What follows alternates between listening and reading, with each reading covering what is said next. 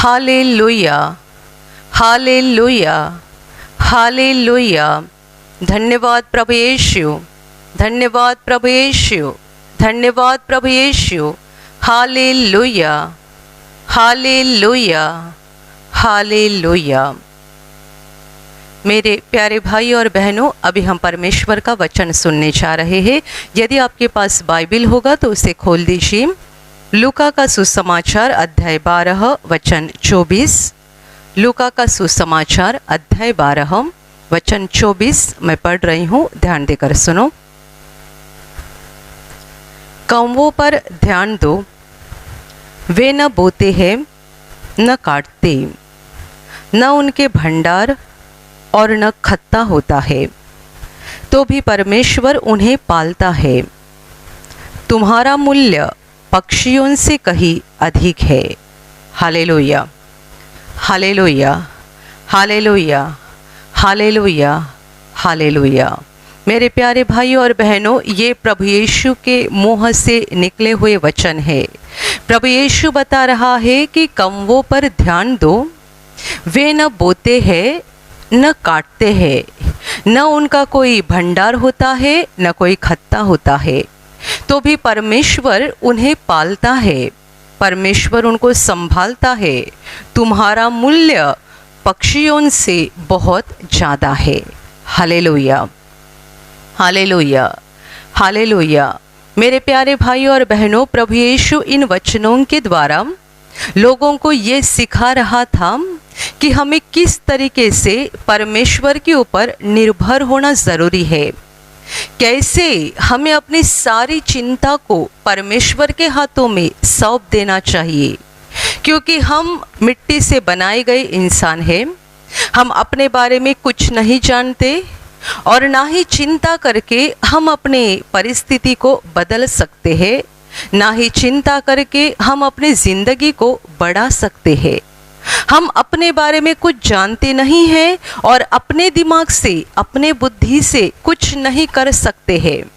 प्रभु यीशु ने ऐसा सवाल किया था कि ऐसा कौन है जो चिंता करके अपनी ज़िंदगी को बढ़ा सकता है।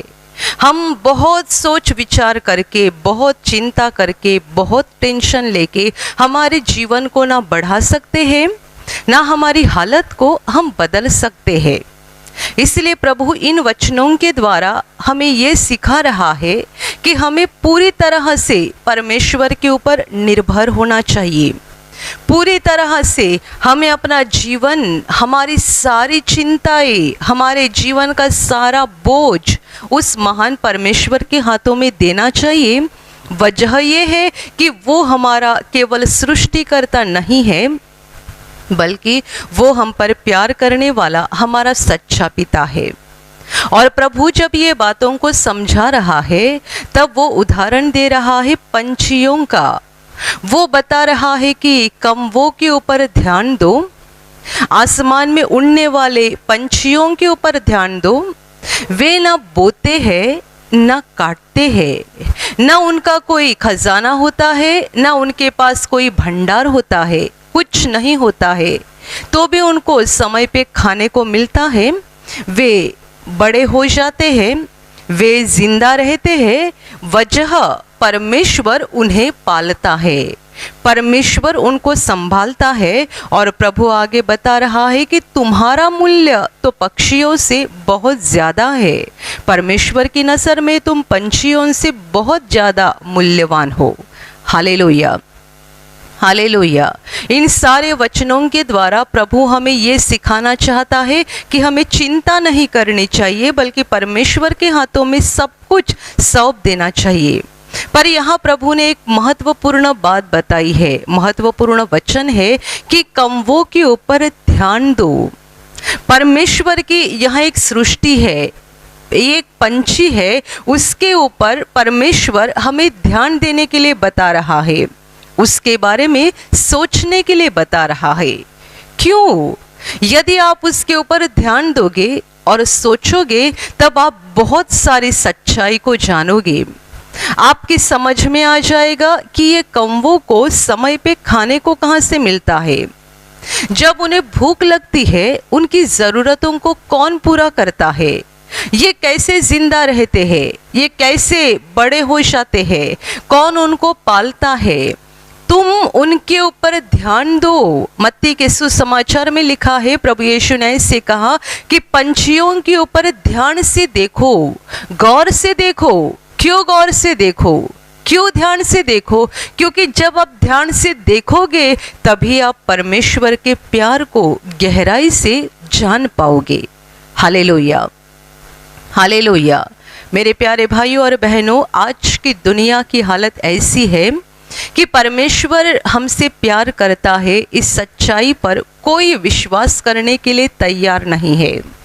लोगों को बस दुख और निराशा और चिंताएं नजर आ रही है, और कोई इस सच्चाई पर विश्वास करने के लिए तैयार ही नहीं है कि परमेश्वर हमसे प्यार करता है, वो हमारी सुधि लेता है, और उसने पूरे सृष्टि में जो कुछ भी बनाया है उन सबों से बढ़कर वो मनुष्यों से प्यार करता है। पर आज की दुनिया इस सच्चाई को जानती नहीं है, और यदि कोई उन्हें ये सच्चाई बताए तो भी वे उन पर विश्वास नहीं करते हैं। आप भी कई बार अपने जीवन में जब निराशा आती है तभी आप भी बोल चुके होंगे कि क्या परमेश्वर ने मुझे इसीलिए दुनिया में भेजा है? क्या मेरे जीवन में प्रभु कुछ भी ठीक नहीं करना चाहता है? क्या परमेश्वर मुझसे प्यार नहीं करता है?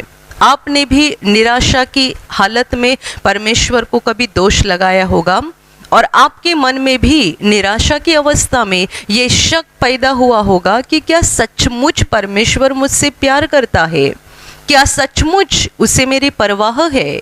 क्या सचमुच वो मेरी सुधि लेता है?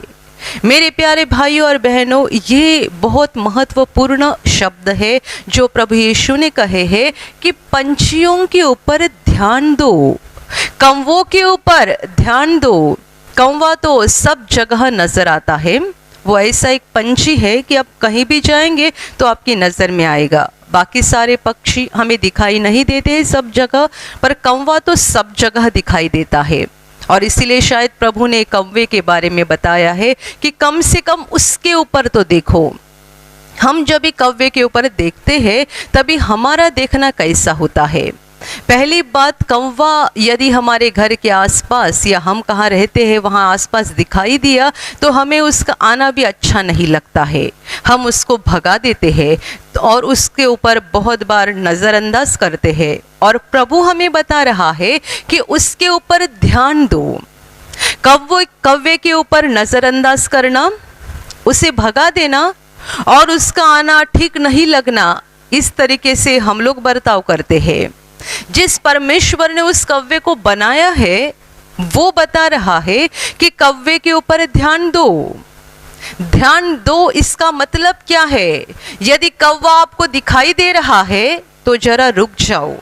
आपको ऑफिस में जाने की हड़बड़ी होगी, कंपनी में जाने की हड़बड़ी होगी, आपके धंधे का टाइम हो गया है, तो भी प्रभु कहता है रुको। आपके हाथ में इस काम है और आप कहेंगे नहीं मैं काम में बड़ा व्यस्त हूँ, प्रभु कहता है जरा रुको और ये एक पंछी के ऊपर जरा ध्यान दो। ये बड़ा खुश नजर आ रहा है, जहाँ चाहता है वहाँ घूमता है, जोर जोर से आवाज करता है, चिल्लाता है। इसे कौन पालता होगा? इसे कौन खाना देता होगा? इसकी परवाह कौन करता होगा? ध्यान दो कौवे के ऊपर।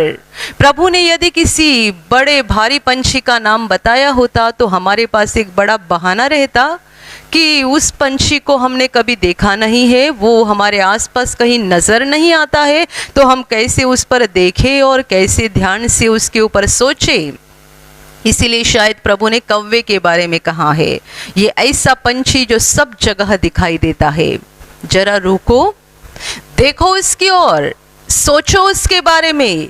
जब आप इस एक पंछी के बारे में सोचोगे, ध्यान से देखोगे, तब आप परमेश्वर के प्यार को गहराई से जान जाओगे।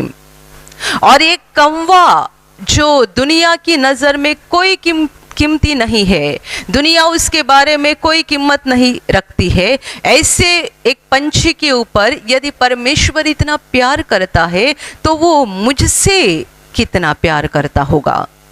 हालेलुया। हालेलुया। बुरी बात यह है कि आज लोगों के पास समय नहीं है परमेश्वर के चीज़ों के ऊपर देखने के लिए, परमेश्वर के हाथ के कामों के ऊपर देखने के लिए, परमेश्वर के मुंह से बनाए गए सृष्टि के ऊपर देखने के लिए, परमेश्वर की बातों की ओर देखने के लिए, उसके ऊपर ध्यान से सोचने के लिए लोगों के पास समय नहीं है। हर किसी के पास बहाना रहता है कि हमें ये काम है, वो काम है, और हम लगातार अपने अपने काम में व्यस्त होते रहते हैं। वो दुष्ट शैतान जब हमें निराश करता है तब हम परमेश्वर को दोष देने का काम करते हैं। कितने सारे लोगों को परमेश्वर की याद बस तब ही आती है जब उनके जीवन में कोई निराशा होती है या कुछ संकट आता है, तब दोष लगाने के लिए उन्हें परमेश्वर की याद आती है। पर जब जीवन में कुछ अच्छा होता है, कुछ बहुत खुशी की बात होती है, तब उस महान परमेश्वर को थैंक यू बोलने के लिए, उसे धन्यवाद बोलने के लिए उसकी याद नहीं आती है। लड़का परीक्षा में अच्छे अंक से पास हो गया तो हम दूसरों को मिठाई बांटते हैं, बड़ी खुशी से दूसरों को पार्टी देते हैं, दोस्तों को, पड़ोसियों को। पर घुटना टेककर, हाथों को उठाकर प्रभु को धन्यवाद कहे, इसका ध्यान हमें नहीं रहता है। कुछ अच्छी बात हो गई, हम बड़े खुश होते हैं और परमेश्वर को भूल जाते हैं। अच्छे समय में बहुत सारे लोगों को परमेश्वर का ध्यान नहीं रहता है। बुरा समय आ गया, संकट का समय आ गया, खराब समय जिंदगी में शुरू हो गया कि बराबर उन्हें परमेश्वर की याद आती है, उसको बस दोष लगाने के लिए। ये मेरे साथ परमेश्वर ने बुरा किया, वो बुरा किया, वो मेरे साथ सब बुरा ही करते आ रहा है। प्रभु यीशु बता रहा है, ध्यान से देखो। किसके ऊपर? परमेश्वर की एक सृष्टि के ऊपर। यदि परमेश्वर कव्वे के बारे में बोल रहा है कि इसके ऊपर ध्यान से देखो, इसके बारे में सोचो, तो कितनी सारी सृष्टि इस धरती पर है, उसके बारे में यदि हम सोचेंगे तो कितना अच्छा हो जाएगा। जब हम परमेश्वर की सारी सृष्टि के ऊपर एक एक के ऊपर एक एक के ऊपर एक एक के ऊपर ध्यान से देखना शुरू करेंगे और उनके बारे में सोचना शुरू करेंगे तो क्या हो जाएगा? आप कहेंगे इतना समय कहाँ पर है? मेरे प्यारे भाइयों और बहनों, शैतान ने आपको फंसाया है। आप जानते हैं कि आपकी ज़रूरत क्या है? आपकी ज़रूरत और मेरी ज़रूरत ये है कि हमें परमेश्वर के करीब जाना है और उससे जुड़ना है। हर मनुष्य की भलाई इसी में है कि वो परमेश्वर के करीब जाए और उससे जुड़ जाए। एक बच्चा यदि अपने माँ बाप के साथ उसके घर में रहेगा तो ये उसकी भलाई है और वो ऐसा ही करना उसके साथ उचित हो जाएगा। माँ बाप के साथ रहना, उनके साथ घर में रहना। यदि वो माँ बाप को छोड़कर घर से बाहर निकला और रास्ते पे घूमने निकला, यहाँ वहाँ, यहाँ खाना ढूंढता है, वहाँ खाना ढूंढता है, कपड़ा कौन देगा, ये कौन देगा, वो कौन देगा, रास्ते रास्ते पे भटकने लगा, क्या ये उसके लिए भला है? क्या ये उसके लिए उचित है? घर छोड़कर रास्ते रास्ते पर भटकने वाले बच्चे के समान आज दुनिया के लोग बन चुके हैं। हमारे लिए ज़रूरी ये है कि हमें घर वापस आना है, परमेश्वर के पास आना है, उसके नज़दीक आकर उससे जुड़ जाना है। बस इतना ही हमारे लिए ज़रूरी है। प्रभु यीशु मरथा और मरियम के घर में गया था। तभी मरथा अपने काम में व्यस्त थी और मरियम प्रभु के चरणों पे बैठकर प्रभु के बातों को सुन रही थी। प्रभु के बातों को वो सुन रही थी, इसका साफ मतलब है उसका दिल प्रभु के दिल से जुड़ गया था। उसे इसका भी ध्यान नहीं था कि मेरी बहन क्या कर रही है, वहाँ रसोई घर में क्या चल रहा है। उसे उस किसी का ध्यान नहीं था, उसका दिल प्रभु की ओर लगा हुआ था। वो प्रभु के चरणों के पास बैठी हुई थी, उसके आंखें, उसके कान, उसका दिल पूरी तरह से प्रभु के शब्दों की ओर लगा हुआ था। वो प्रभु से एक हो चुकी थी, प्रभु के साथ जुड़ चुकी थी। और जब मर्था को गुस्सा आ गया और उसने प्रभु से ये कहा कि हे प्रभु, क्या तुझे परवाह नहीं है कि मेरी बहन ने सारा काम का बोझ मेरे अकेले के ऊपर डाल दिया है? क्या तुझे इस बात की कोई चिंता नहीं है कि मैं अकेले काम कर रही हूँ और मेरी बहन एक आलसी के समान बैठी हुई है? तभी प्रभु का उसे जवाब था कि मरियम ने उत्तम भाग को चुन लिया है। उत्तम भाग ये उससे कोई नहीं छीन ले सकता है। मर्था बहुत काम कर रही थी, मरियम बिना कुछ काम किए प्रभु के चरणों के पास बैठी हुई थी। आज हम दुनिया भर के काम करते हैं और हमें बड़ा अहंकार लगता है कि हमने बहुत काम किया, हमने बहुत कुछ किया है, बहुत मेहनत की है। मेरे प्यारे भाइयों और बहनों, मेहनत आपने बहुत की होगी, बहुत परिश्रम उठाया होगा, बहुत पैसा भी कमाया होगा, पर क्या आप आत्मा में प्रभु से जुड़ गए हैं? यदि आप परमेश्वर के करीब नहीं आए हैं और परमेश्वर से नहीं जुड़ गए हैं, तो आपका सारा परिश्रम, आपकी सारी मेहनत व्यर्थ है। प्रभु ने मर्था से कहा कि तू बहुत सारे बातों के लिए चिंता करती है, बहुत सारे बातों में व्यस्त रहती है, पर एक ही बात की तुझे जरूरत है, एक ही बात की। आपको, मुझे और दुनिया के हर मनुष्य को इस एक ही भाग की जरूरत है। मरियम ने जो उत्तम भाग चुन लिया था, वो हमें चुनना चाहिए। हमें परमेश्वर से जुड़ना है। परमेश्वर से बिना जुड़े हम दुनिया भर के काम करेंगे, दुनिया भर की जायदाद और प्रॉपर्टी इकट्ठा करेंगे, कुछ लाभ नहीं होगा, कुछ फायदा नहीं होगा। आप कहेंगे परमेश्वर के बारे में सोचने के लिए, उसके सृष्टि के बारे में सोचने के लिए हमारे पास समय कहाँ है? कौवे के ऊपर देखने के लिए समय कहाँ से मिलेगा? दूसरे पंछी प्राणी हमारे आसपास हम देखते हैं, उनके ऊपर देखने के लिए, उन पर सोचने के लिए हमारे पास समय कहाँ पर है? प्रभु ने ये इसलिए बताया कि जब आप उनके ओर देखोगे और सोचोगे, तब आप परमेश्वर के प्यार के बारे में जानोगे, और जब आपका दिल परमेश्वर के प्यार से भरना शुरू हो जाएगा, आप आत्मा में परमेश्वर के करीब जाना शुरू हो जाओगे। मेरे प्यारे भाइयों और बहनों, इसीलिए मैंने आपको कहा कि यदि आप कहेंगे कि हमारे पास इतना समय कहाँ पर है, हम कौवे के ऊपर जाकर देखें या किसी प्राणी पर देखें या और किसी पंछी पर देखें या पेड़ के ऊपर देखें, बहुत सारी सृष्टि हमारे आसपास है, उनके ऊपर देखें, समय कहाँ पर है? यदि आप बोल रहे समय कहाँ पर है, तो शैतान ने आपको फंसाया है। ये सच बात है, शैतान ने आपको फंसाया है। यदि परमेश्वर के बारे में सोचने के लिए यदि आपके पास समय नहीं है, तो उस दुष्ट शैतान ने आपके मन को भर दिया है गलत विचारों से और आपको फंसा दिया है। हर दिन जब हम उठते हैं, आसमान में सूरज आता है, क्या आप कभी उसके बारे में सोचते हैं? ये सूरज किसने बनाया? दिन भर उसकी रोशनी हम लेते हैं, दिन भर उसका उजियाला हम लेते हैं, किसी को बिल नहीं भरते हैं, कोई उसकी लाइन कट नहीं करता है।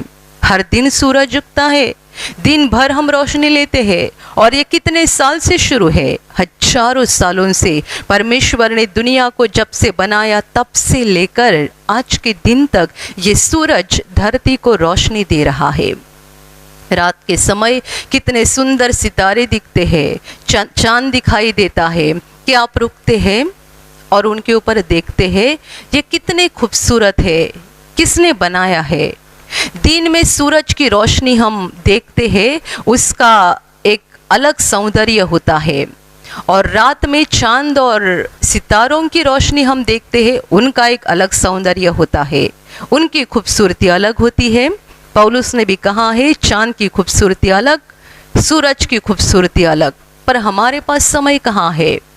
और सारी बातें छोड़ दो, अपने बारे में तो सोचो, अपने शरीर के बारे में तो सोचो। हर अंग जो परमेश्वर ने हमें दिया है, ये कितना ज्यादा महत्वपूर्ण है। सर के बालों से शुरुआत करो। ये हमारे सर के ऊपर जो बाल है, हमें उनका कोई महत्व नहीं समझता है। बचपन से ही वो हमारे सर के ऊपर रहते हैं, ना हमने कहीं से खरीदे हैं, ना खरीद कर उसको वहाँ पे लगाया है, तो हमें उनका कोई मूल्य नहीं समझता है।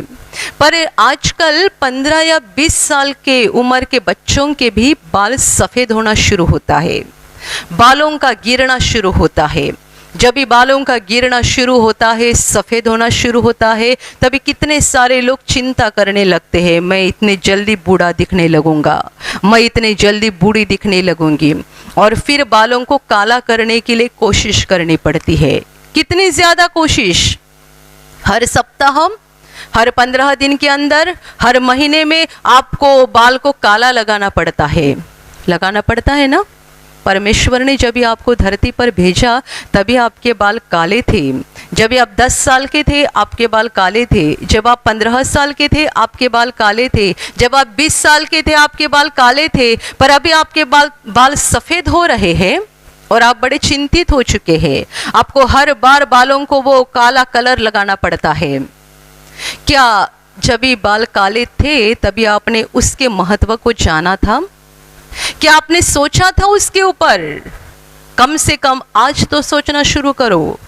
आंखों के बारे में सोचो। हम बचपन से ही आंखों का कितना आसानी से इस्तेमाल करते हैं, बड़ी आसानी से आंखों का इस्तेमाल करते हैं, कुछ उनका मूल्य समझता नहीं है। जैसे उम्र बढ़ना शुरू होती है आंखों की रोशनी कम होती है। पहले तो लोगों को 50 के बाद आंखों की रोशनी कम होना शुरू होता था, उम्र 50 के बाद जाएगी तभी। पर आजकल देखा जाए तो 10-12 साल के बच्चे होते हैं, उनके भी आँखों की रोशनी कम होते जा रही है। बताया जाता है कि मोबाइल का ज़्यादा इस्तेमाल करने के कारण या ज़्यादा नज़दीक से टीवी देखने के कारण उनके आँखों के ऊपर असर हो रहा है। पर ये आँखें जिस परमेश्वर ने हमें दी है, क्या हमने उसको कभी धन्यवाद दिया है? क्या हमने इन आँखों के बारे में कभी ध्यान से सोचा है? किसने बनाई आँखें? जब ये आँखों की तकलीफ होती है और आपको डॉक्टर के द्वारा बताया जाता है कि आपको चश्मा पहनना पड़ेगा, आप एक साथ में 4000 5000 कुछ लोग ज़्यादा महंगा चश्मा इस्तेमाल करते हैं और कई सालों के बाद उसको बदलना पड़ता है। आप चश्मे के लिए कीमत अदा करते हैं, तो क्या आपने आँखों के लिए कीमत चुकाई है? चश्मे के लिए इतना पैसा खर्चा करना पड़ता है, आँखों के लिए कितना पैसा खर्चा किया है? इसलिए प्रभु कहता है सोचो, उसके ऊपर ध्यान से देखो। कुछ लोगों की आंखों की रोशनी पूरी चली जाती है तो चश्मे से भी कुछ काम नहीं चलता है, तो उन्हें बताया जाता है कि ऑपरेशन करना पड़ेगा। खर्चा कितना आएगा? 50,000, 1 लाख, और कुछ लोगों का बहुत ज़्यादा भी खर्चा हो जाता है। एक आंख का ऑपरेशन करने के लिए आपको हजारों रुपए खर्च करने पड़ते हैं। जिस परमेश्वर ने आपको आंख दी है, क्या परमेश्वर ने आपसे पैसा लिया है? कितना महत्वपूर्ण शरीर उसने हमें दिया है, जरा गिनती करो। आपके चश्मे की कीमत कितनी है, तो उससे कितना गुना बढ़कर आपके आंखों की कीमत है। एक आंख की, फिर दूसरे आंख की, फिर अपने काले बालों की कीमत। परमेश्वर ने हमारे मुंह में दांत दिए हैं, इन दांतों का इस्तेमाल भी हम बड़े आसानी से करते हैं, कभी उसको थैंक यू नहीं बोलते हैं, ना ही उनके ऊपर कभी सोचते हैं कि कैसे परमेश्वर ने हमारे दांतों को बनाया है, कैसे बिठाया है। जब इस दांतों को कीड़ा लगता है, खराब दिखना शुरू होता है या हमें परेशानी होती है, हम डॉक्टर के पास जाते हैं और उनके द्वारा हमें बताया जाता है कि आपके दांतों को ये लगाना पड़ेगा, वो लगाना पड़ेगा, ये करना पड़ेगा। एक एक दांत के पीछे 5-5, 6-6 हज़ार खर्चा होता है। तो आप जरा देखो कि आपके सारे दांतों की कुल मूल्य कितना हो गया। मुंह के अंदर जितने भी दांत है, सारे दांतों का कुल मिलाकर मूल्य कितना हो गया। जब आपके मुंह में एक आर्टिफिशियल टीथ, कृत्रिम दांत बिठाया जाता है, उसकी कीमत कई हजार में होती है, तो सब दांतों का मूल्य कितना हो गया। सोचो, परमेश्वर ने हमें सुंदर हाथ दिए हैं। कुछ लोगों के बारे में बुरी घटना होती है कि किसी दुर्घटना में वे अपने हाथों को खो देते हैं। जब ये हाथ को खो दिया जाता है, तभी उनको आर्टिफिशियल हाथ बिठाना पड़ता है। उसके लिए बहुत खर्चा भी होता है और साथ ही साथ उन्हें बहुत ज़्यादा परेशानी होती है, बहुत दुख भी उठाना पड़ता है। आप जरा इन सबों के साथ कैलकुलेशन करके देखो, हर अंग का, शरीर के अंदर किडनी है, आजकल किडनी कितने लाख में बेची जाती है। अपने सर से लेकर पैर के नाखून तक परमेश्वर ने हमारे शरीर के अंदर के और बाहर के जितने सारे अंग दिए हैं, सारे अंग का एक एक करके मूल्य निकालो और कुल मिलाकर कितना होता है उसके ऊपर जरा ध्यान दो। Hallelujah, hallelujah, hallelujah, hallelujah. मेरे प्यारे भाइयों और बहनों, प्रभु यीशु का कोई भी शब्द या कोई भी वचन वो यूं ही नहीं बता रहा है। बाइबल का हर एक वचन बहुत बहुत बहुत महत्वपूर्ण है। परमेश्वर के मुंह से निकला हुआ हर एक शब्द ज्ञान का बड़ा खजाना होता है। यीशु ने कहा, ध्यान से देखो कौवे के ऊपर, ध्यान से देखो पंछियों के ऊपर।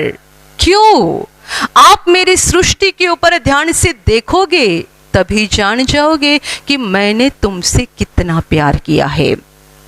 आप अपने बालों के बारे में सोचोगे, आंखों के बारे में सोचोगे, अपने जबान मुंह के अंदर जो दांत है उनके बारे में सोचोगे, अपने शरीर के हर एक अंग के बारे में सोचोगे, तभी आप जानोगे कि परमेश्वर ने मुझसे कितना प्रेम किया है। कितना प्रेम! उसने मुझे कितना बहुमूल्य शरीर दे दिया है। आज तक कितने बार बोला होगा, उसने मुझे क्या दिया है, उसने मुझे क्या दिया है। जिस जबान से हम बोलते हैं कि उसने मुझे क्या दिया है, वो जबान भी तो उसी ने दी है, और उसी को उठाकर और हिलाकर हम बोलते हैं कि उसने मुझे क्या दिया है। मेरे प्यारे भाई और बहनों, चिंता करने की ज़रूरत नहीं है, हमारा बाप जिंदा है। किसी चीज़ का टेंशन लेने की ज़रूरत नहीं है, हमारा बाप जिंदा है। डॉक्टर भी आपको बोलते हैं ना कि टेंशन मत लेना। आप टेंशन लेते हैं इसके लिए आपका डायबिटीज़ बढ़ जाता है, आप टेंशन लेते हैं इसीलिए आपका ब्लड प्रेशर बढ़ जाता है। प्रभु ने भी वही बात बताई, चिंता मत करो। पर प्रभु ने आगे भी बताया है, चिंता क्यों मत करो।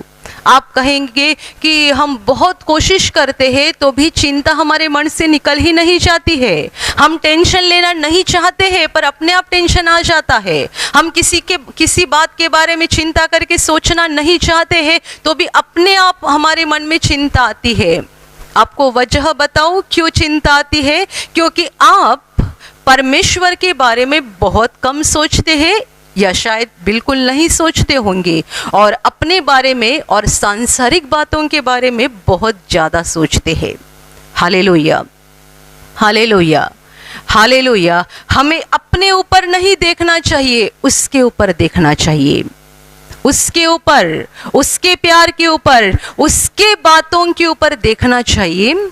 हर बात में हमें उसके बारे में सोचना चाहिए। जब आप किसी चीज के ऊपर देखते हैं, जब आप पेड़ के ऊपर देखते हैं, फूल के ऊपर देखते हैं, फल के ऊपर देखते हैं, जब आप खाना खाने के लिए बैठते हैं, हर वक्त परमेश्वर के बारे में सोचना चाहिए। आप एक साधारण केला लेते हैं, केला ये बिल्कुल साधारण फल समझा जाता है। ये साधारण फल जब भी आप हाथ में लेते हैं उसको तुरंत खा डालते हैं, पर खाने से पहले जरा हाथ में लेकर 1 मिनट के लिए उसके ऊपर ध्यान से देखो। मेरे परमेश्वर पिता ने ये मेरे लिए बनाया है। इसको किसके द्वारा हम बना सकते हैं? केला कौन से फैक्ट्री में बन सकता है, कौन से रसोई घर में बन सकता है, कौन से होटल में बन सकता है? ये परमेश्वर ने मेरे लिए बनाया है। आप में ऐसे कोई लोग होंगे जिनको केला खाना बहुत ज़्यादा पसंद होगा। आपको तो हाथ में केला आने के बाद तुरंत खाना ही नहीं चाहिए। यदि आपको केला ज़्यादा पसंद है तो हाथ में आने के बाद पहले उसको ले लो और परमेश्वर का धन्यवाद करो। 1 मिनट के लिए तो सोचो, कम से कम आधा मिनट के लिए तो सोचो कि परमेश्वर ने इसे कैसे बनाया होगा, किस तरीके से बनाया होगा। बिल्कुल साधारण दिखने वाला ये फल है, पर ना किसी फैक्ट्री में बनता है, ना किसी होटल में बनता है, ना किसी रसोई घर में बन पाता है। कैसे बनाया होगा मेरे परमेश्वर पिता ने इसे? 1 आधे मिनट के लिए तो सोचो, तो परमेश्वर को बड़ा आनंद हो जाएगा। Hallelujah, hallelujah. और आप में से कई लोगों को दूसरे कोई फल अच्छे लगते होंगे। आप जब उन फल को हाथ में लेते हैं तुरंत मुंह में मत डालो, जरा उसके ऊपर देखो परमेश्वर ने कैसे बनाया है। मेरे प्यारे भाई और बहनों, ये पूरी दुनिया परमेश्वर के ज्ञान से भरी हुई है। पूरी दुनिया सारी बातें छोड़ दो। पेड़ का एक पत्ता, पेड़ का एक पन्ना होता है। यदि कोई परमेश्वर के बारे में सोचना चाहता है तो ये पन्ने के ऊपर भी 1 घंटा, 2 घंटा, 3 घंटा सोच सकता है। ये पन्ना परमेश्वर ने कैसे बनाया है, कैसे उसको रचाया है, कैसे ये बड़ा होता है, किस तरीके से परमेश्वर ने इसको बनाया है। क्योंकि पेड़ का एक छोटा से छोटा पन्ना भी दुनिया के किसी भी फैक्ट्री में नहीं बन सकता है। Hallelujah, hallelujah. हम कहते हैं कि विज्ञान ने बड़ी तरक्की की है। सच बात है, विज्ञान की बड़ी तरक्की हो गई है। कंप्यूटर में नई नई खोज आ गई है, मोबाइल नए नए तरीके से निकलने लगे हैं, नई नई तरीके की गाड़ियाँ आ रही है, हवाई जहाज आ गया है। विज्ञान की तरक्की बहुत हो चुकी है, नई नई तरह की दवा आ गई है, विज्ञान की तरक्की बहुत हो चुकी है। पर इतनी तरक्की होने के बावजूद भी क्यों पेड़ का एक पन्ना भी किसी फैक्ट्री में नहीं बन सकता है? एक छोटा सा पेड़ का पन्ना भी क्यों किसी कारखाने में नहीं बन पाता है? सोचो, तभी आप जानोगे कि परमेश्वर कितना सामर्थ्यशाली है और कितना प्यार से भरा हुआ है। Hallelujah, hallelujah. परमेश्वर ने बनाई हुई किसी भी सृष्ट वस्तु की कॉपी आज तक मनुष्य नहीं कर पाया है। परमेश्वर ने जो भी बनाया है, एक भी चीज की जेरोक्स कॉपी कोई मनुष्य आज तक नहीं कर पाया है, ना ही दुनिया के अंत तक कोई उसकी कॉपी कर पाएगा। परमेश्वर ने मनुष्य को दिमाग दिया है और दिमाग लगाकर लोग नई नई खोज करते हैं, नई नई तरक्की करते हैं और नई नई चीज़ें बनाते हैं, नई चीज़ें बनाते हैं। पर परमेश्वर ने जो पहले से बनाकर रखी है, उनके ऊपर देखकर वैसी चीज़ें खुद नहीं बना सकते हैं। Hallelujah, hallelujah, hallelujah. मेरे प्यारे भाइयों और बहनों, आप कितने भी बोलेंगे और दुनिया कितनी भी चिल्लाएगी कि परमेश्वर ने हमें छोड़ दिया है, परमेश्वर दुनिया में नहीं है या परमेश्वर हमसे प्यार नहीं करता है, तो भी बाइबल सत्य है। ये परमेश्वर का वचन सत्य है और परमेश्वर का वचन कहता है परमेश्वर प्रेम है। वो प्रेम करने वाला परमेश्वर है, वो खुद प्रेम है और उसने अपने प्रेम से ही पूरी दुनिया को बनाया है और अपने प्रेम के खातिर ही उसने मनुष्य को बनाया है। मेरे प्यारे भाइयों और बहनों, उसके प्रेम के बारे में जानने के लिए हमारे व्यस्त व्यस्त कामों में से समय निकालकर उसके ऊपर देखना जरूरी है। प्रभु कहता है ध्यान से देखो। जब भी आप उसके लिए समय दोगे और ध्यान से देखोगे, तभी तो उसके प्यार के बारे में जानोगे। यदि आपने समय निकाला ही नहीं और उसके ऊपर ध्यान से देखा ही नहीं, परमेश्वर की किसी भी सृष्टि के बारे में आपने ध्यान से सोचा नहीं, तो आप कभी भी परमेश्वर के प्यार के बारे में नहीं जान सकते हैं। Hallelujah, hallelujah. कितने सारे लोग इस ऑनलाइन प्रार्थना में आते हैं और 1 मिनट, 2 मिनट, 5 मिनट प्रार्थना को देखते हैं कि कौन गाना गा रहा है, कौन स्तुति आराधना कर रहा है या कौन प्रवचन दे रहा है। बस 1-2 मिनट देखते हैं और बंद करके दूसरा वीडियो शुरू कर देते हैं। आप यदि इस तरीके से बर्ताव करेंगे तो आप परमेश्वर के प्यार के बारे में कैसा जानेंगे? आपको परमेश्वर के प्यार के बारे में जानना है तो रुकना जरूरी है। रुको, ध्यान से देखो। आप परमेश्वर की किसी भी काम को समय देकर ध्यान से देखना जरूरी है। ऐसे बहुत सारे लोग होते हैं जो जगह जगह की प्रार्थना सभा को देखते हैं और उनके दिल में कभी शांति नहीं होती है। वे कभी आपके साथ शांति से बातें नहीं करेंगे। दुनिया भर की प्रार्थना सभाएं देखते हैं पर मन में हमेशा टेंशन रहता है और बहुत सारी बातों के लिए चिंतित रहते हैं, क्योंकि वे परमेश्वर के किसी भी काम के ऊपर ध्यान से नहीं देखते हैं। आपको बहुत सारी प्रार्थना सभाओं को देखने की ज़रूरत नहीं है। आप चाहते होंगे उस प्रार्थना सभा को ध्यान से देखो, ध्यान से सुनो। किसी भी, मैं आपको ये नहीं बता रही हूँ कि आप हमारी ही प्रार्थना को देखो, ये ज़रूरी नहीं है। आप किसी भी प्रभु के काम को देख सकते हैं जो YouTube पर है। आज के समय सारे प्रार्थना घर बंद है, तो आपके लिए एक ही माध्यम है कि आप YouTube के द्वारा परमेश्वर के काम को देखें, सुने और अनुभव करें। तो आप किसी भी सेवकाई को चुन सकते हैं जो आपको अच्छी लगती है, जो सच्ची सेवकाई है उसे चुनो। उनके प्रार्थना सभा में ध्यान से भाग ले लो। 5 मिनट 10 मिनट देखकर दूसरा वीडियो मत शुरू करो। ऐसा करने से आप परमेश्वर के प्यार के बारे में कभी नहीं जानोगे। हर किसी को, जिन को परमेश्वर के प्यार के बारे में जानना है, रुकना चाहिए, ध्यान से सोचना चाहिए। मेरे प्यारे भाइयों और बहनों, जब हम परमेश्वर के प्यार के बारे में सोचेंगे, ध्यान से सोचेंगे, तभी हम उसके प्यार के बारे में जानेंगे। और याद रखो, जब हम परमेश्वर के प्यार के बारे में जानेंगे, तभी वह दुष्ट हमारे ज़िंदगी से दूर होना शुरू हो जाएगा, क्योंकि हम परमेश्वर के करीब जाना शुरू हो जाएंगे। जब आप उसके प्यार के बारे में सोचेंगे, आप परमेश्वर के करीब जाना शुरू हो जाएगा। और जैसे जैसे आप परमेश्वर के करीब जाना शुरू हो जाएंगे, वो दुष्ट आपके जीवन से दूर जाना शुरू हो जाएगा। Hallelujah, hallelujah. और अंत में परमेश्वर का सबसे बड़ा प्रेम, प्रभु यीशु मसीह का क्रूस पर का बलिदान, ये बलिदान परमेश्वर का हमारे ऊपर किया हुआ सबसे बड़ा प्रेम है।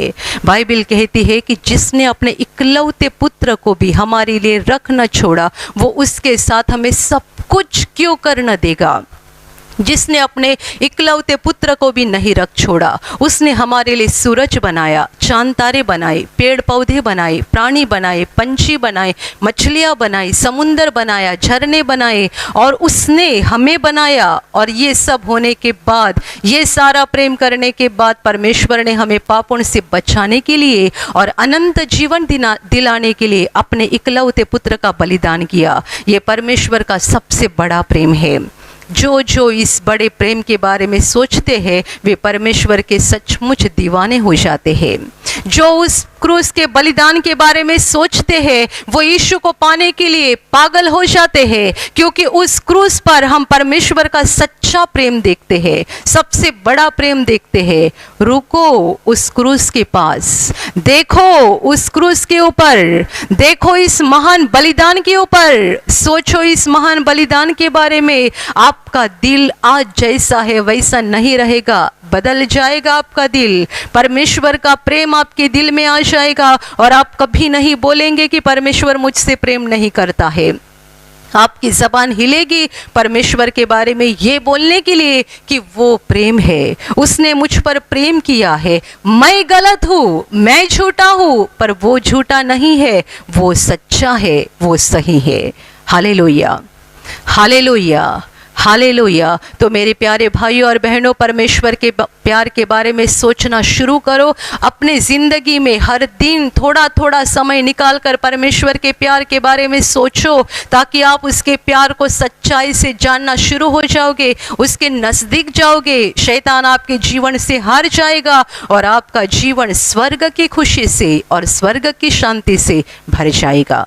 Hallelujah, hallelujah, hallelujah, hallelujah.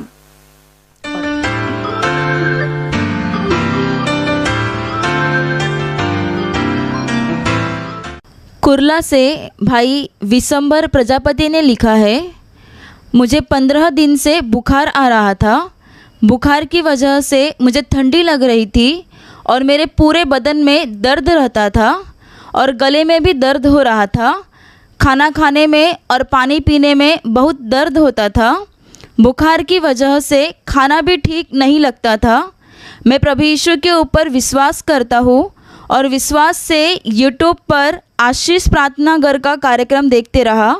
प्रभु यीशु की महान दया मुझ पर हुई, और जो 15 दिन से बुखार था, शरीर में दर्द और गले में दर्द था, वो पूरी तरह से ठीक हो गया है।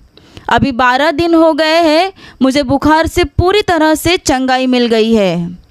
मेरी दूसरी गवाही है कि 7 महीने से मेरे मुंह में होठ पर एक जख्म हुआ था। उस जख्म में से लार जैसे मवाज और खून निकलता था, और वो जख्म बार बार हो जाता था। खाना खाने में और चाय पीने में बहुत तकलीफ़ होती थी। उसके लिए मैंने प्रार्थना के तेल का इस्तेमाल किया, और यूट्यूब पर आशीष प्रार्थना घर का कार्यक्रम विश्वास से देखते रहा। प्रार्थना के दौरान जब बताया गया कि अपने बीमार हिस्से पर हाथ रखो, तब मैंने विश्वास से उस जख्म पर हाथ रखा। प्रभु यीशु की महान दया मुझ पर हुई और वो जख्म पूरी तरह से ठीक हो गई। अभी 1 महीना हो गया है। प्रभु यीशु ने मुझे उस जख्म से चंगाई दी है, इसलिए मैं प्रभु यीशु को दिल से धन्यवाद देता हूँ।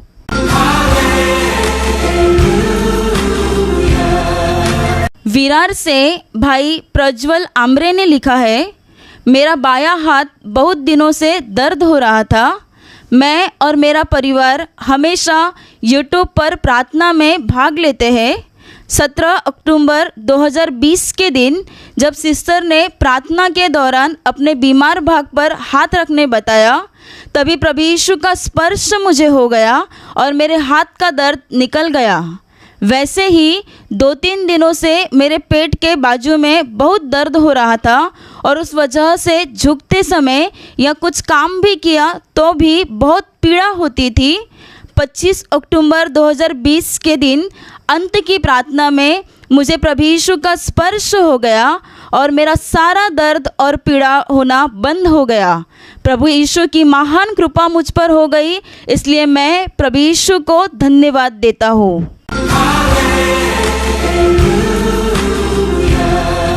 और अभी हम प्रार्थना लेने जा रहे हैं।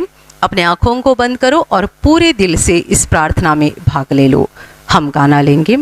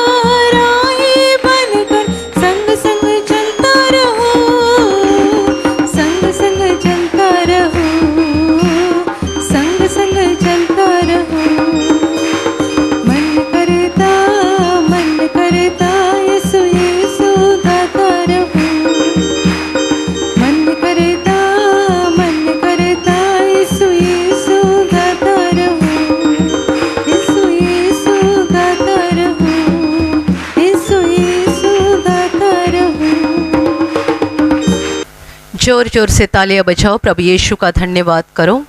दिल से कहो धन्यवाद प्रभु, धन्यवाद प्रभु, धन्यवाद प्रभु। दिल से प्रभु का धन्यवाद करते जाओ, तालियां बजाओ, प्रभु का धन्यवाद करते जाओ। प्रभु आपको छू रहा है, छू रहा है, छू रहा है। अभी अभी प्रभु यीशु आपको अभी छू रहा है। उसका धन्यवाद करो, दिल से धन्यवाद करो।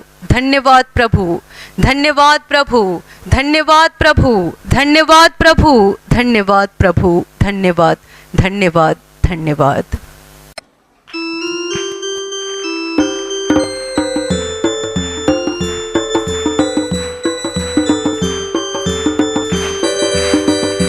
प्रभु फिर से मंडराता, प्रभु फिर से मंडराता, प्रभु फिर से मंडराता पृथ्वी पर। प्रभु फिर से मंडराता, प्रभु फिर से मंडराता, प्रभु फिर से मंडराता पृथ्वी पर। मुझे छू अनमोल प्रभु, मुझे छू अनमोल प्रभु, मुझे छू अनमोल प्रभु एक बार फिर। मुझे छू अनमोल प्रभु, मुझे छू अनमोल प्रभु, मुझे छू अनमोल प्रभु एक बार फिर। प्रभु फिर से मंडराता, प्रभु फिर से मंडराता, प्रभु फिर से मंडराता पृथ्वी पर। प्रभु फिर से मंडराता, प्रभु फिर से मंडराता, प्रभु फिर से मंडराता पृथ्वी पर। मुझे छू अनमोल प्रभु, मुझे छू अनमोल प्रभु, मुझे छू अनमोल प्रभु एक बार फिर। मुझे छू अनमोल प्रभु, मुझे छू अनमोल प्रभु, मुझे छू अनमोल प्रभु एक बार फिर। मुझे छू अनमोल प्रभु, मुझे छू अनमोल प्रभु, मुझे छू अनमोल प्रभु एक बार फिर।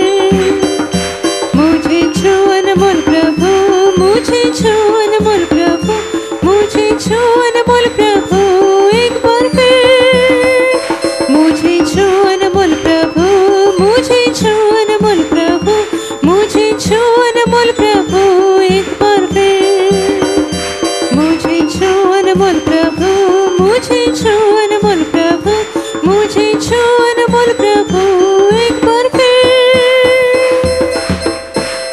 और अभी पूरा दिल प्रभु यीशु की ओर लगाओ। अपने मन के सारे विचारों को दूर कर दो। आंखें बंद करके दिल प्रभु की ओर लगाओ। पूरे दिल से उस महान प्रभु पर विश्वास करो, क्योंकि उसी ने हमारे लिए बलिदान करके मुक्ति लाई है। वो हमारा मुक्तिदाता है, वो हमें अनंत जीवन देने वाला है। वो हमारा प्रभु है। दिल से उस पर विश्वास करो। और अभी प्रभु यीशु आपको बता रहा है, आपके दिल में जिनके खिलाफ गुस्सा, नफरत या कोई बदले के विचार होंगे तो उन सबों को क्षमा करो। ये प्रभु की आज्ञा है, क्षमा करो। जिन्होंने आपको सताया है, आपका नुकसान किया है, आपका अपमान किया है, आपको बर्बाद किया है, ऐसे हर व्यक्ति को क्षमा करो। हर दुश्मन को क्षमा करो। आपके दिल में खुद के भाई के खिलाफ गुस्सा होगा, बहन के खिलाफ गुस्सा होगा, माँ, पिताजी, सास, ससुर, बहू, दामाद, पड़ोसी, रिश्तेदार, दोस्त, सहेली, किसी के भी खिलाफ गुस्सा होगा, सबको क्षमा करो। आपने मन में फैसला किया होगा कि मैं उसका मुँह कभी नहीं देखूंगा, मैं उससे कभी नहीं बात करूंगी, पर आज प्रभु यीशु आपको बता रहा है, उन्हें क्षमा करो। ये प्रभु की आज्ञा है, क्षमा करो। यदि आप दूसरों को क्षमा करोगे तो आपके पापों की प्रभु आपको क्षमा करेगा। क्षमा करो, क्षमा करो। Touch, touch. और अभी तुम्हारे पापों को प्रभु यीशु के सामने कबूल करो। प्रभु के सामने नम्र बन जाओ और सारे पाप कबूल करो। जो पाप कबूल करते हैं उनके ऊपर परमेश्वर दया करता है, स्वर्ग से उनके ऊपर अनुग्रह होता है। इसलिए अपने पापों को छिपाना नहीं, कबूल करो। आपने चोरी की होगी, झूठ बोला होगा, व्यभिचार किया होगा, किसी की हत्या की होगी, रिश्वत दी होगी, रिश्वत ली होगी, परमेश्वर को कभी दोष लगाया होगा, प्रभु यीशु के नाम का कभी मजाक उड़ाया होगा। स्वार्थ, अहंकार, कबूल करो सारे पापों को। छोटे बालक के समान नम्र हो जाओ और कबूल करो। प्रभु से कहो, हाँ प्रभु मैं कबूल करता हूँ, मैं कबूल करती हूँ, मैंने पाप किए हैं, मुझसे पाप हो चुके हैं, मुझे मंजूर है, मुझे कबूल है, मेरा हर पाप मुझे कबूल है। Touch touch. और अभी अपने पापों के लिए पश्चाताप करो, आंसू बहाओ। जो पाप हमने किए हैं उनके लिए हमें दुख होना चाहिए, अफसोस होना चाहिए। पापों के लिए रोने वाला दिल प्रभु को अच्छा लगता है। ऐसे दिल से प्रभु प्यार रखता है। रोकर प्रभु से कहो, प्रभु मुझे दुख हो रहा है, मुझे बुरा लग रहा है क्योंकि मैंने बहुत पाप किए हैं। मेरा जीवन पापों से भरा हुआ है। हर दिन हर पल मैंने पाप किए हैं। मैं पापी हूँ प्रभु, मैं महापापी हूँ। मुझे दुख हो रहा है, मुझे अफसोस हो रहा है, मेरे पापों के लिए मुझे बुरा लग रहा है। एक सच्चे दिल से पश्चाताप करो। Touch touch. और अभी अपने पापों के लिए प्रभु के पास क्षमा मांगो, क्योंकि हमें पापों की क्षमा दिलाने के लिए प्रभु यीशु ने क्रूस पर जान दी है। उसने हमारे लिए क्रूस पर बलिदान किया है। हमारे पापों को उसने उठाया, हमारा बोझ उसने उठाया।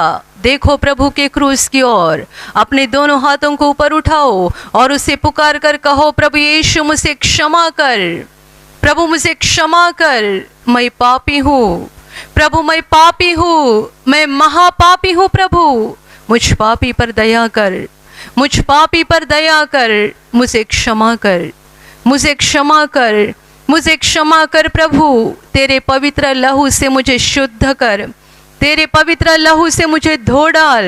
दया कर मुझ पर, मुझे क्षमा कर, मुझे क्षमा कर प्रभु।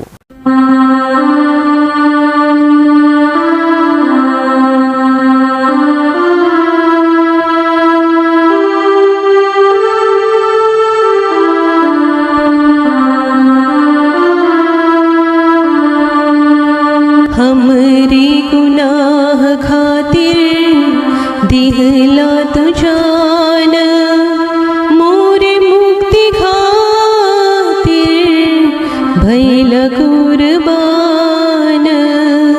हमरे गुनाह खातिर दिहला तू जान, मोरे मुक्ति खातिर भइला कुर्बान। पाप रही हमने की सजा मिली तोहके, चढ़ गईला क्रूस पे मुक्ति दिला हमके। पाप रही हमने की सजा मिली तोहके, चढ़ गईला क्रूस पे मुक्ति दिला हमके।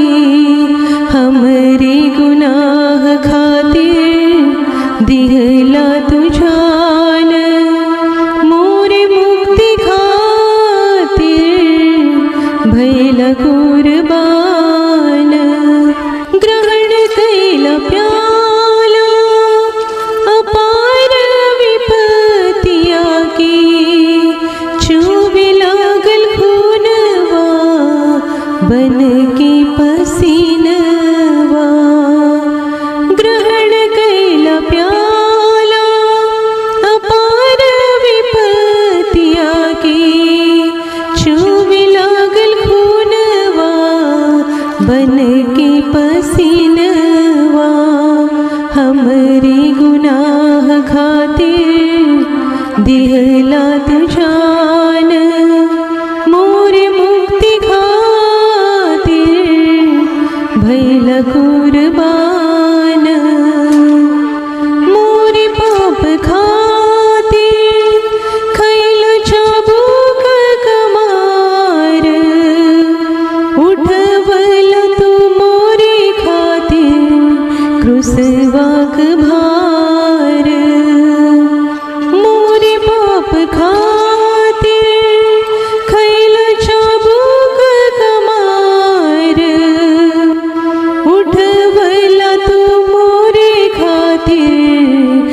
क्रूसवाक भार हमरे गुनाह खातिर दिहला तू जान, मोर मुक्ति खातिर भैला कुर्बान, हमरे गुनाह खातिर दिहला तू जान, मोर मुक्ति खातिर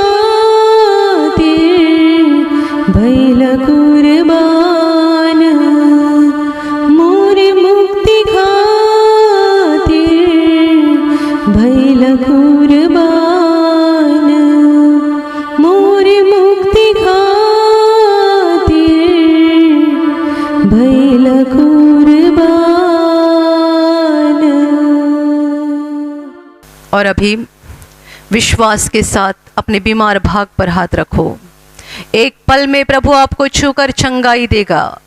जहां आपको बीमारी है वहां बड़े विश्वास के साथ हाथ रखो, और यदि वहां हाथ नहीं रख सकते हैं तो अपने सीने पे हाथ रखो। ये प्रभु का समय है, ये प्रभु की घड़ी है। स्वर्ग आपके लिए खुल चुका है। आपके शरीर में से हर बीमारी प्रभु यीशु के पवित्र नाम से इसी क्षण निकल जाए।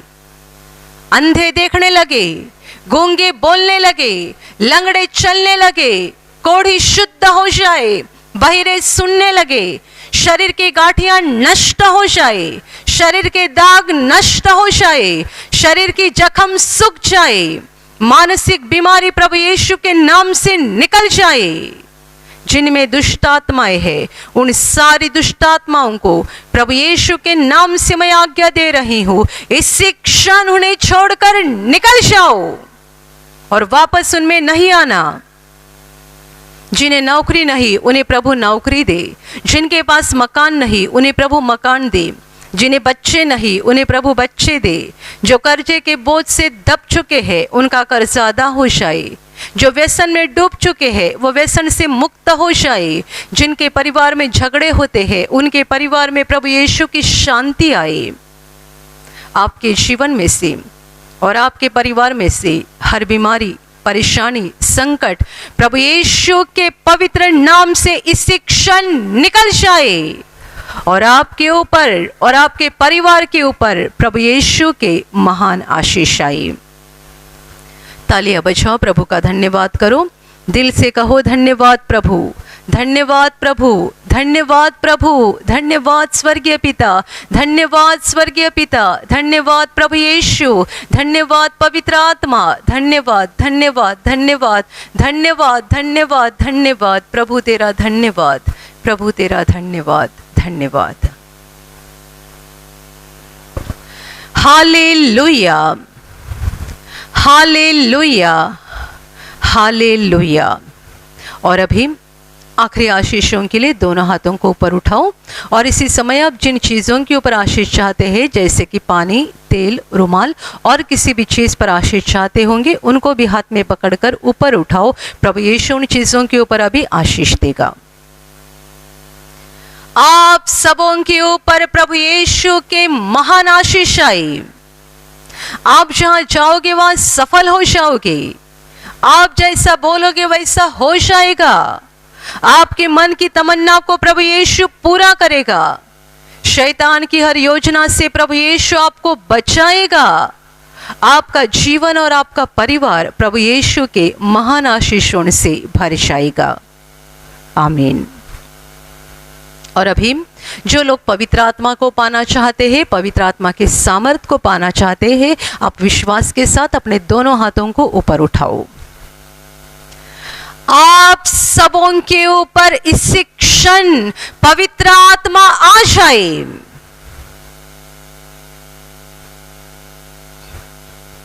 और अभी हम मुक्ति की प्रार्थना लेने जा रहे हैं। ये पाप क्षमा और स्वर्ग प्रवेश की प्रार्थना है। यदि आप आत्मा की मुक्ति पाना चाहते हैं तो हाथ जोड़ो, आंखें बंद करो और मेरे पीछे ये प्रार्थना बोलो। हे प्रभु यीशु, आज मैं तुझ पर पूरी तरह से विश्वास करता हूँ। मैं विश्वास करता हूँ कि तू परमेश्वर का पुत्र है। तू मेरे लिए स्वर्ग छोड़कर धरती पर आया। मेरे लिए तूने क्रूस पर जान दी है। हे प्रभु यीशु, आज मेरे दिल में मैं तुझे ग्रहण करता हूँ। तू मेरा प्रभु है, तू मेरा मुक्तिदाता है। हे प्रभु यीशु, मैं पापी हूँ, मुझे क्षमा कर और मुझे तेरे पवित्र आत्मा से भर दे। आमीन। Hallelujah, hallelujah, hallelujah. और अभी हम आखिरी गाना लेंगे।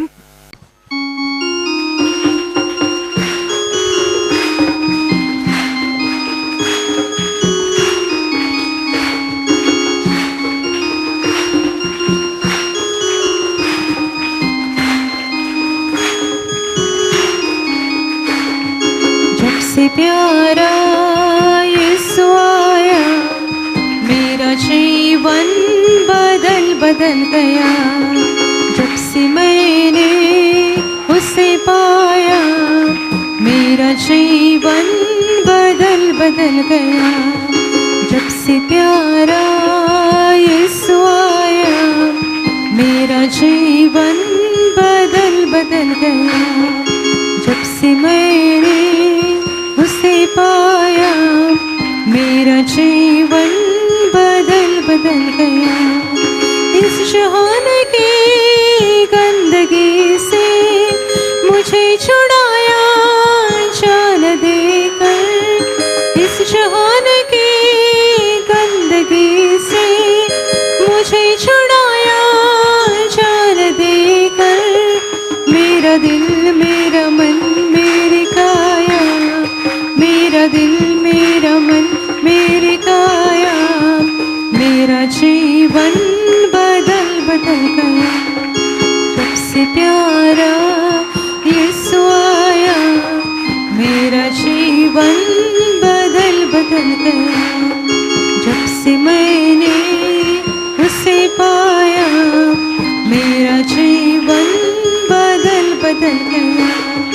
रात काली बीत गई है, हुआ सवेरा सुबह तारा। रात काली बीत गई है, हुआ सवेरा सुबह तारा। इसलिए मैंने यह गीत गाया, इसलिए मैंने यह गीत गाया। मेरा जीवन बदल गया।